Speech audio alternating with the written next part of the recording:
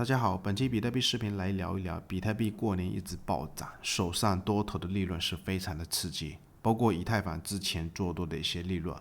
我的观点还是一样啊，现货朋友们要买，尽量以权重币为主。但是期货今天要来揣测一下主力的心思，包括这个位置上涨，蜡烛又在缩小，或者是很多指标都在背离，特别是一些新手连背离都不知道怎么看。或者是看到背离也不知道如何应对，今天再来分享几张图表里面的知识。如果你喜欢本视频，感谢点赞、订阅、小铃铛，或者新粉丝也可以加入我们 Discord 群，上面有我免费分享的交易信号，或者也可以查看我2023年度 OKX 交易战果。我们先来看一下比特币日线的图表，这段时间过年上涨是非常的嗨哦，但是不要忘了，明天2月13号。亚太时间晚上9点半的时候，美国是要公布 CPI。我们要揣测一下，现在是在空间或者是短线的高位，有没有可能主力会不会又在这个位置使坏？因为我们记得比特币在2023年10月份，当时这个低点的位置也是出了一个 CPI 3.7，当时预测值是在3.6，所以当时公布的这个 CPI 3.7，它是不及预期的，也是算是一个小利空。但是当时在这个位置也是跟朋友们讲，或者是 Discord 包括推特上面全部通知大家，我在这个位置继续选择做多，甚至100倍在这个位置做多，因为它是在空间下跌或者是中线相对比较偏低档的位置，那有可能利空不一定是利空，主力会反向来操作，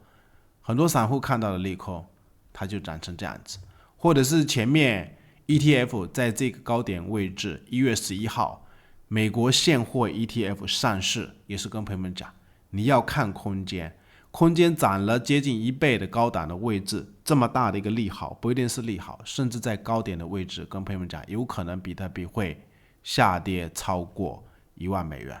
那现在我们要思考一下，明天晚上美国那边如果公布 CPI， 预测值是在3%。我们要思考一下，它在这个位置万一出一个利好，朋友们要小心，有可能在空间高档的位置，这个位置也不一定是利好，因为它短线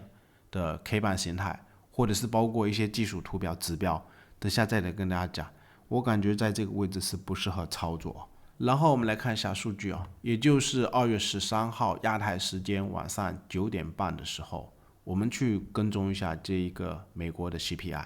上一次的数值是在3.4，不过这边预测值还没有出来哦，好像预测值是在3%。那朋友们要去留意一下，它如果明天晚上公布的数值是低于3%的，我的观点是一定要小心，有可能利好，它不一定是利好。那如果它超过这个3%，有可能短期也算是一个小利空吧。不然我的观点，我们尽量观察一下，因为这几天的 K 线好像上涨是越来越小。然后我们来看一下比特币日线的蜡烛形态哦。我们先来看一下，就是这种蜡烛，它每一根上涨或者是实体都是越来越小。当然，今天的收盘还没有出来哦。如果在这个位置它继续上涨一根非常长的 K 棒，也是不排除有可能性会化解，就是短线这种相对就是说上涨有可能 K 棒越来越小的情况下，我们有可能要注意一点，因为历史的一些经验，比如我们可以看一下2023年的12月份，就是这一根上涨，后面第二根上涨实体相对比较小，或者是再来一根上涨的实体，也是相对偏小，但是它后面也是有一个相对比较短线的回撤，或者是我们可以观察一下，比特币在2023年的4月份，就是当时涨到这个高点的位置，这根上涨或者是这一根实体也是比这一根要小，包括这个位置实体是越来越小，也是一根螺旋的 K 线，或者是它后面有一个中线的回撤。那目前的蜡烛的 K 棒，我们明天早上要去观察一下，它实体可不能这么小。当然，在牛市结构里面，这种 K 棒实体也是可以接受的，也是说明比特币目前的整个趋势是非常的强势啊。因为不同于那一种，比如说熊市的市场，或者是它如果这个位置上涨，比如说涨了一根，如果遇到一根空头的抵抗，或者是再涨一根遇到一个空头的抵抗，或者是再涨一根遇到一个空头的抵抗，就比如说我们可以看一下这种位置啊，就是这一根大长 K 棒，它第二根马上遇到一个空头的抵抗，按正常的趋势上去，它应该继续再来一根比较长的一根上涨。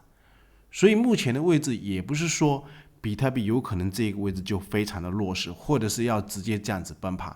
但是理想的一个情况，如果看到这种上涨，就是 K 棒实体相对比较小的情况下，我们要防的一点，它有没有可能整个短线会不会在这个位置又继续盘整，或者是明天晚上如果真的有一个利好，我们也要小心这个位置比特币超短线它会不会又洗回来。所以我的观点，我们尽量看趋势啊，趋势它是大于一切啊。像这种 K 棒有可能代表短线在这个位置会不会盘整，或者是操作手法上面，那我的观点，有可能期货这一块我们还是尽量观察，不能随便去追加，就怕万一来一个盘整，或者是又来一个回撤，就怕有可能会爆仓。或者是我们再来观察一下比特币日线的形态啊，比如这个 KD 指标或者是 MACD 指标，有朋友连那个背离都不会看，那我今天再来普及一下背离的一些知识啊。当然，日线比特币在80上方是谈不上什么背离啊，它在这个位置是非常强势的，在80上方钝化，就像前面的这个区间，进入80有可能它就是继续大涨，或者我们可以看一下，但是4个小时有一点背离啊，已经不止一次两次了。我们可以看一下，就是这个高点开始，后面比特币昨天的这一根上涨，4个小时里面的 K 棒，它价格在过高，然后这个 KD 指标它是没有过高，一次背离，或者是刚刚在这个高点又过了这个高点，所以第二次过高，但是指标又没有过高，算是2次背离啊。而且我们可以看一下 MACD 指标，MACD 有2种看法，一个是你可以看这2条线有没有背离，或者是2条线在这个位置价格在过高，然后这个 MACD 线也没有创过前面的高点，所以也可以看成短线在这个位置有一点背离，或者是你可以看柱状啊，就是我们可以观察一下一个分一个分在创高，但是这个柱状的分一个分一个分在降低，甚至在放红色的柱状，所以有看到背离的情况下，我的观点是这样子啊，就是你先看盘整，不一定可以在这个位置进行短线操作，特别是期货做多这一块，背离你尽量做对的仓位给我抱住，但是短线如果要再操作，还是要小心一点。或者是我的观点，背离它还有一个知识，就是背离它是弱于趋势的，趋势是大于一切啊。不然我的观点，我们尽量看比特币日线级别啊，或者是在这个位置比特币一直在涨，目的是不是为了明天晚上的 CPI， 到底会不会在这个位置主力又反着做，我们拭目以待啊。最后感谢大家收看，订阅我们。